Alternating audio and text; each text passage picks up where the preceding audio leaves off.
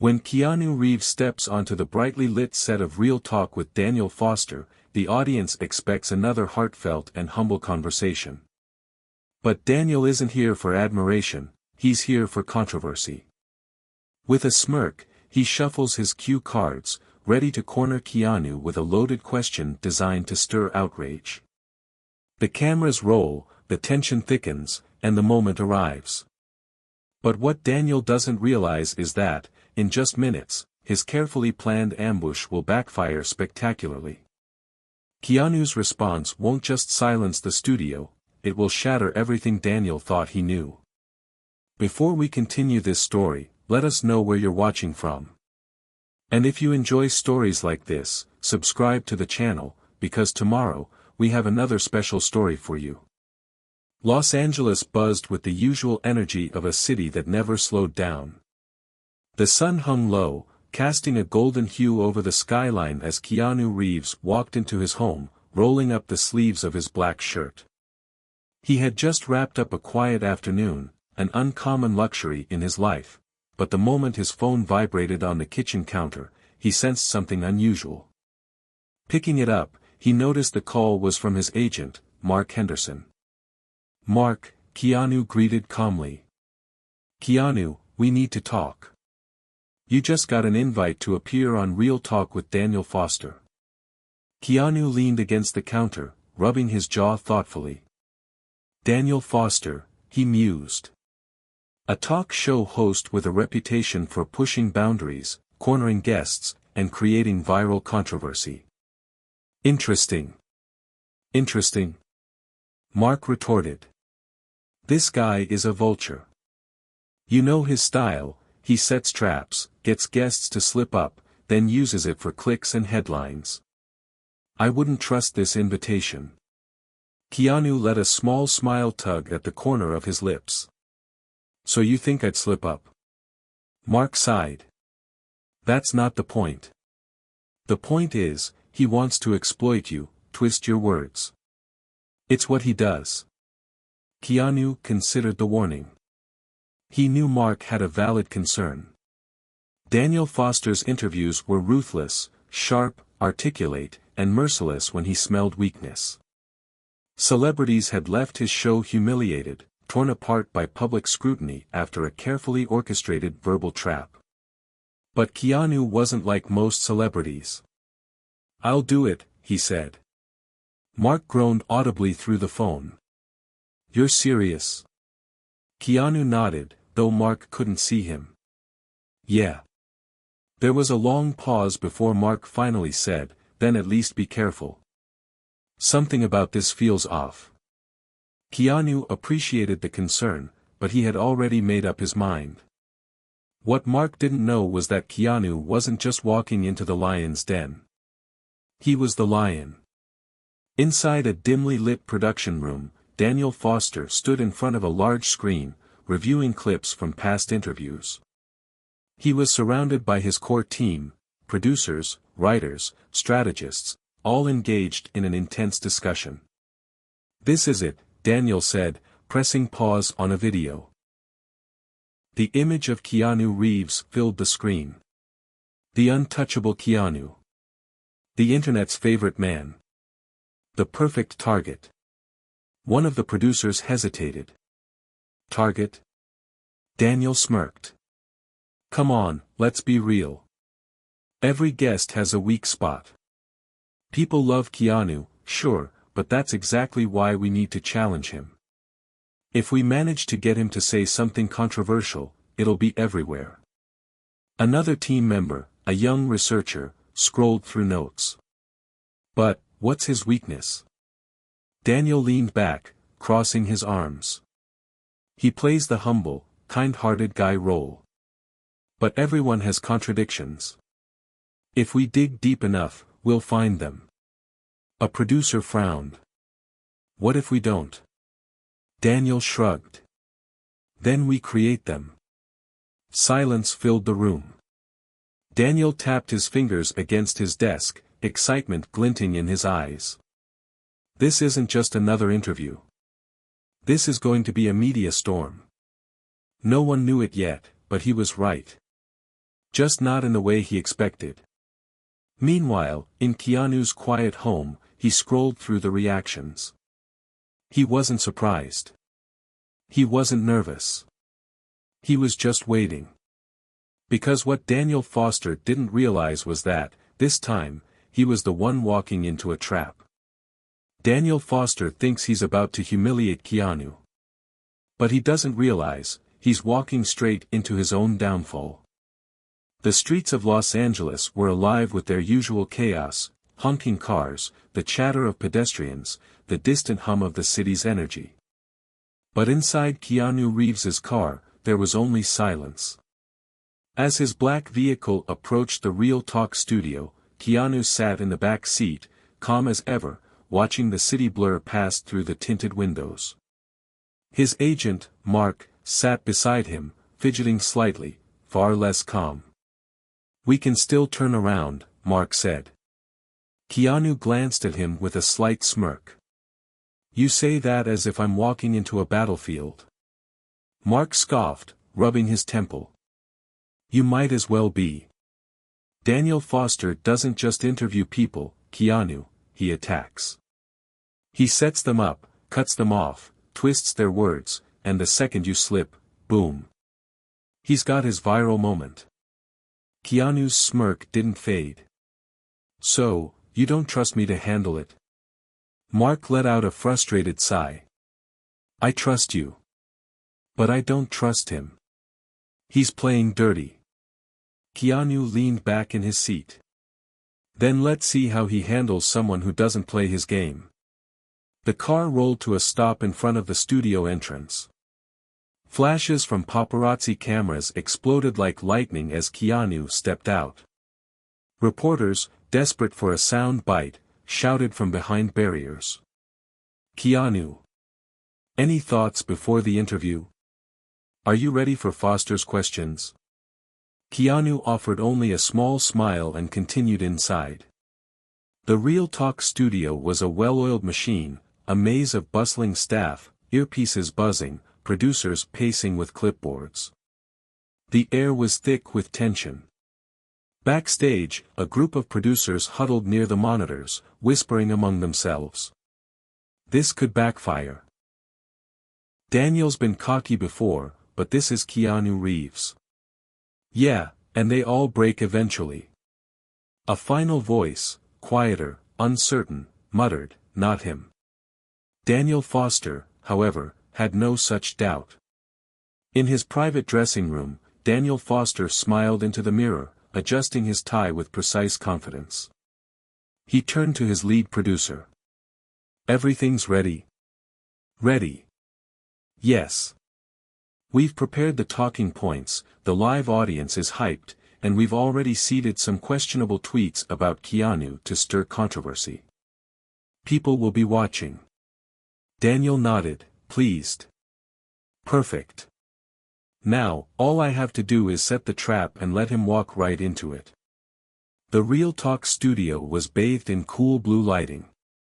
The stage was sleek and modern, 2 chairs sat in the center, one for Daniel, one for Keanu.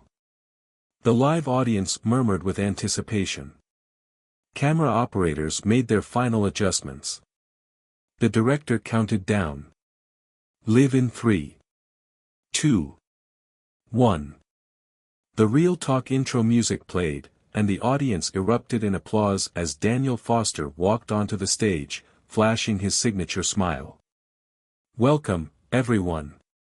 Tonight, we have a very special guest, a Hollywood legend, a man who has starred in some of the biggest films of our time, and who has somehow managed to remain one of the most beloved celebrities on the planet."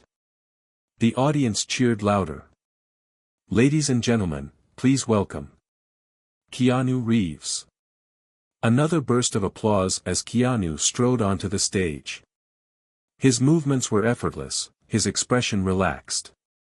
He shook Daniel's hand, nodded to the audience, then settled into his seat with the calm of a man who had already won the game before it even began. Daniel, grinning, leaned forward. "Keanu, thank you for being here." Keanu gave a polite nod. "Thanks for having me." Daniel crossed one leg over the other, shifting comfortably into his persona, the charming host, the sharp-witted commentator, the man who always had the last word. You know, Keanu, you have a bit of a mythical reputation, don't you? Keanu raised an eyebrow. Do I? Oh, come on. The internet calls you the nicest guy in Hollywood. Every time we hear about you, it's some new act of generosity, donating millions, giving up your seat on the subway, helping strangers. Keanu smiled lightly but didn't speak yet. Daniel tilted his head, feigning curiosity. Do you ever get tired of being seen as too good to be true? The audience chuckled. A few whispers spread through the room. Keanu took a slow breath, then answered simply, I don't think kindness should ever be exhausting. The audience clapped, murmuring their approval. Daniel's smile tightened slightly. He continued, but let's be honest, no one is that perfect, right? Isn't it possible that Hollywood has built a narrative around you? Something a little exaggerated? Keanu gave a small shrug. I've never asked for a narrative. I just try to live in a way that feels right to me. More applause. Daniel's fingers drummed against his chair. It was time to push. Well, Keanu, we'll get into all of that. But first, let's talk about your career. I mean, John Wick, huge success. But some people have pointed out that the character's motivations, avenging a dog, seem almost simplistic. Do you ever worry that your roles rely more on nostalgia than actual depth? A subtle shift occurred in the audience. Keanu remained unbothered. I think grief is universal, he said. Losing something you love, whether a person or an animal, can break you. And sometimes, stories don't have to be complicated to be meaningful. The audience applauded again. Daniel's smile flickered. This wasn't working. Keanu wasn't defensive. He wasn't rattled. But Daniel wasn't done. He adjusted his notes, then looked Keanu directly in the eyes.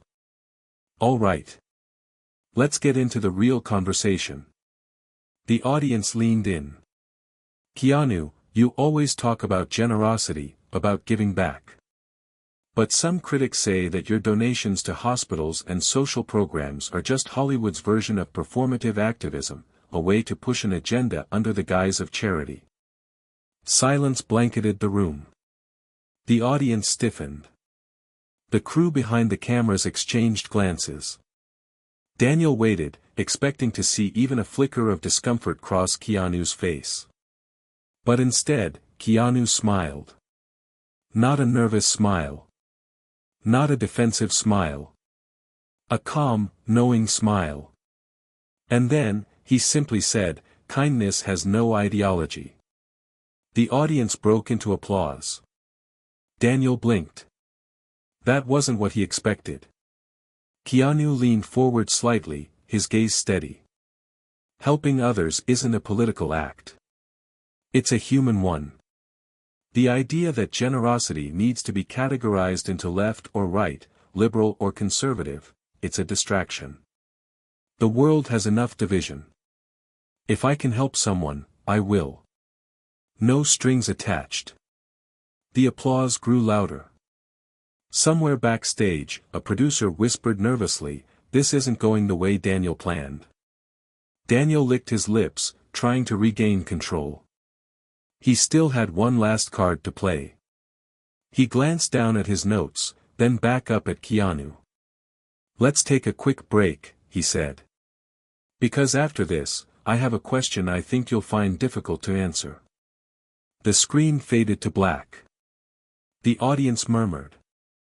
Keanu remained completely still. Because he knew, Daniel wasn't setting a trap. He was walking into one. The stage lights dimmed slightly as Real Talk returned from its commercial break. The tension in the studio was subtle but unmistakable. Keanu Reeves sat calmly, his posture relaxed but attentive. Across from him, Daniel Foster smiled, adjusting his cuffs as he leaned forward, signaling the start of what he believed would be his most strategic segment yet. The audience waited, some leaning in, sensing the subtle shift in tone. Daniel's next move had been carefully calculated. He had set the stage. Now, it was time to go for the real strike. Daniel exhaled, keeping his voice measured. Keanu, let's talk about something deeper. Keanu raised an eyebrow, waiting. Your reputation in Hollywood is unique. You're seen as someone who rejects excess, who avoids the spotlight when you can, who chooses humility over indulgence. And yet. Daniel trailed off for effect before continuing. That's exactly what makes people skeptical. Keanu tilted his head, slightly skeptical. Daniel's fingers tapped lightly against his armrest. Nobody's perfect. And yet, you're treated as if you are. The internet loves you. People call you the last good guy in Hollywood. But isn't that just another Hollywood illusion? Another performance?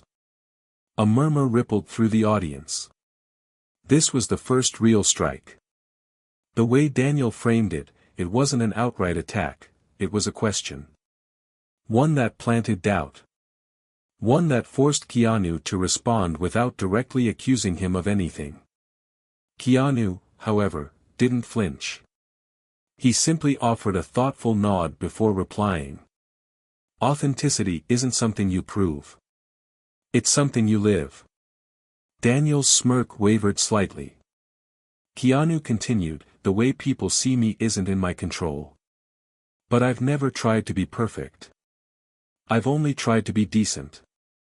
The audience reacted positively, a light applause rippling through the studio.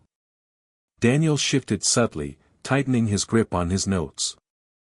He wasn't going to let Keanu win the room so easily. Daniel smiled again, but this time it was a measured smirk. That's a nice sentiment, Keanu. But let's be honest, Hollywood is built on image. Whether you like it or not, you have one too. And that image? It comes with expectations. Keanu didn't respond immediately, letting Daniel continue. People expect you to be the good guy. But isn't that exhausting? Never making a mistake. Always being the humble, selfless actor. Keanu exhaled softly. I think you're misunderstanding something. Daniel's smirk faltered. Oh. Keanu leaned forward slightly, his eyes steady. Being kind isn't about meeting expectations. It's just about doing what feels right. If people respect that, great. If they don't, that's fine too. Daniel tried to cut in, but Keanu wasn't done. But the moment you start doing good things just to be seen as a good person, that's when it stops being real.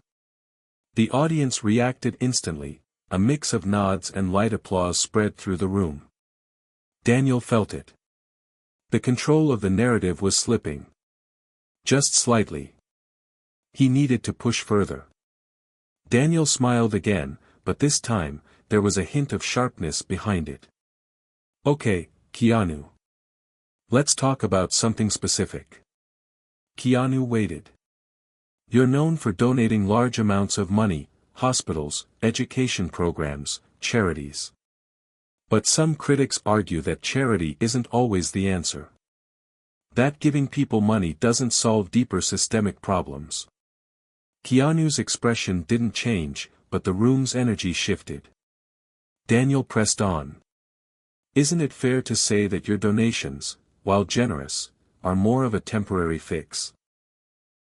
A way to feel good rather than actually change anything? A slight murmur spread through the audience. It was a subtle attack. One that suggested Keanu's generosity wasn't as noble as it seemed. But Keanu, as always, didn't take the bait. He thought for a moment before answering.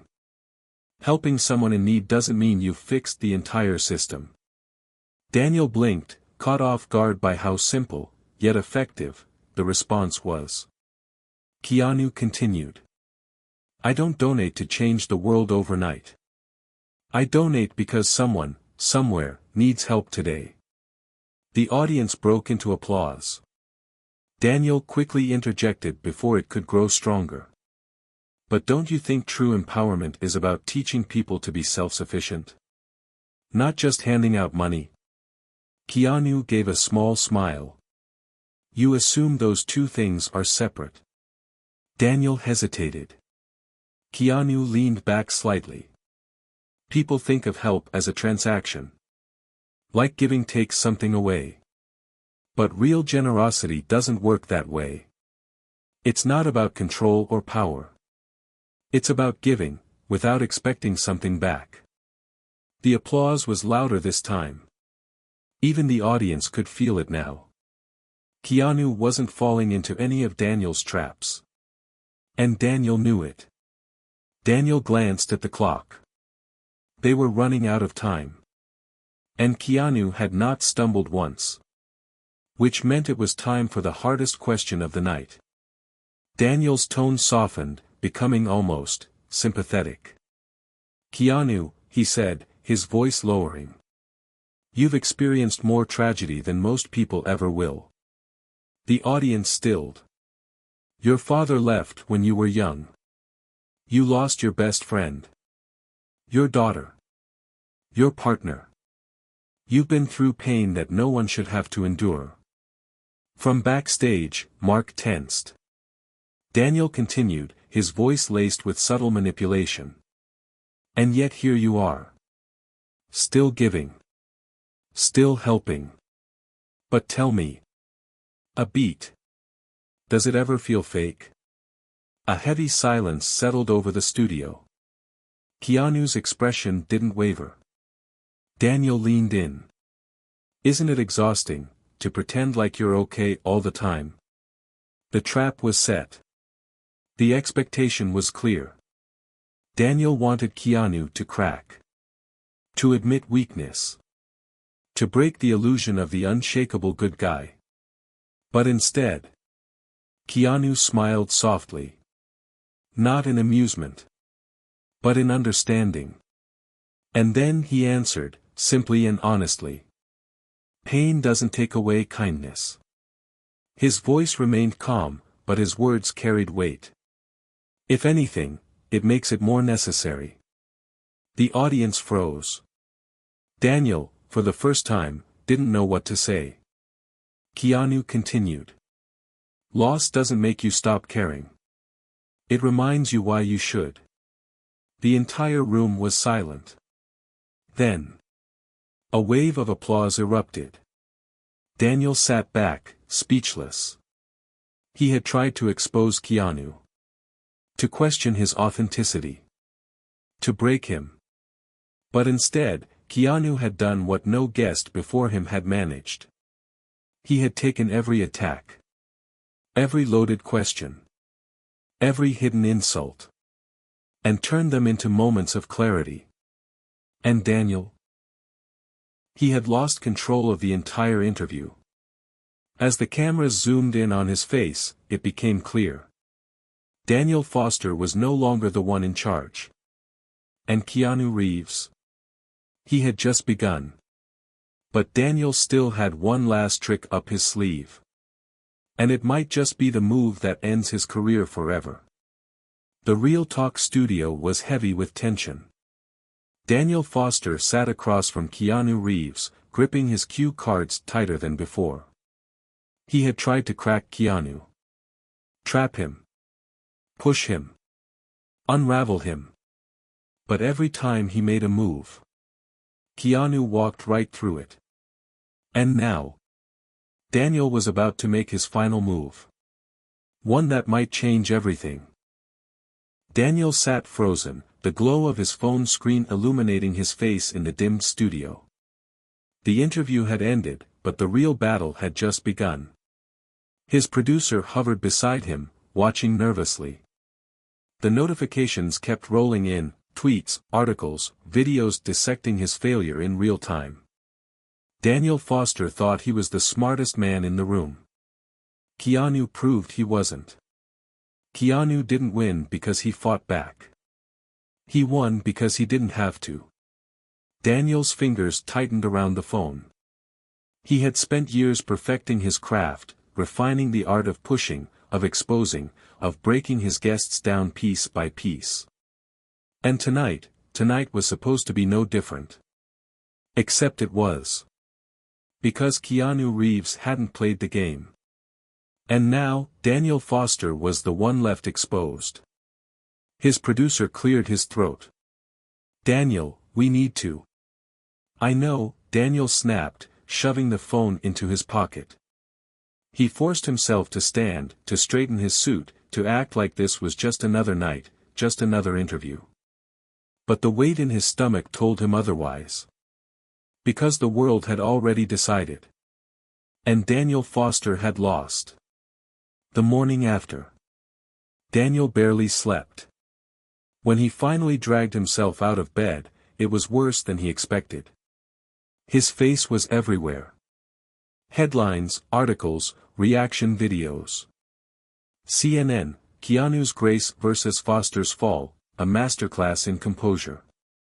The Verge, how one interview shattered Daniel Foster's credibility. Vulture, Keanu didn't fight. He didn't need to. But it wasn't just journalists. It was everyone. Meme pages. TikTok edits. Late-night hosts already lining up jokes at his expense. One clip was already viral. Daniel, helping people is political. Keanu, calm as ever, the idea that helping people is political is the problem. Then the camera cutting to Daniel's face, stunned, exposed, unraveling. The comments were brutal. Dude got cooked in his own kitchen. Daniel tried to trap Keanu but ended up stepping on his own landmine. Keanu didn't need to win this interview. He just let Daniel lose it. Daniel scrolled faster, his pulse pounding. There had to be a way to spin this. A way to reclaim control. But deep down, he knew the truth. He had built his career on cornering people, making them squirm under pressure. Last night, the roles had reversed. And now, the world had no sympathy for the man who had made a living tearing others down. Damage control. By noon, Daniel was in a meeting with his PR team. His manager, Sarah, sat across from him, flipping through her phone. "It's bad," she said bluntly. Daniel rubbed his temples. "I know it's bad. The question is how we fix it." Sarah sighed. "We can try an apology." "No," Daniel cut in. "That makes it worse. I can't just say, 'Sorry I got destroyed by Keanu Reeves.'" She gave him a flat look. "Then what's the plan?" Daniel exhaled sharply. He had handled PR crises before. This was just another one, right? "We reframe the narrative," he said. "Make it about the debate itself. Not a failure, but a discussion. Something bigger than just me." Sarah raised an eyebrow. "You think people are gonna buy that?" "We make them." He turned to his social media manager. "Draft a statement. Something about a conversation worth having and how difficult questions need to be asked." Sarah didn't look convinced, but she didn't argue. Daniel leaned back, forcing himself to believe it. The internet had a short attention span. This would blow over. It had to. But it didn't. That night, Daniel's statement went live. Last night's conversation with Keanu Reeves sparked an important debate. These are discussions worth having, even when they challenge us. Thank you to Keanu for engaging openly. Let's keep the dialogue going. But the internet wasn't buying it. "Bro, just take the L and move on." "A conversation?" "No, you just got embarrassed." Daniel trying to spin this like he didn't just get bodied in 4K. The damage was done. And for the first time, Daniel realized, he might not recover from this. Meanwhile, Keanu Reeves wasn't thinking about Daniel Foster. While the internet dissected the interview, while journalists wrote their headlines, while Daniel panicked, Keanu was exactly where he said he'd be. Having a quiet dinner. Unbothered. Because at the end of the day, one man had spent his career tearing people down. And the other had spent his life lifting them up. And only one of them still had a future.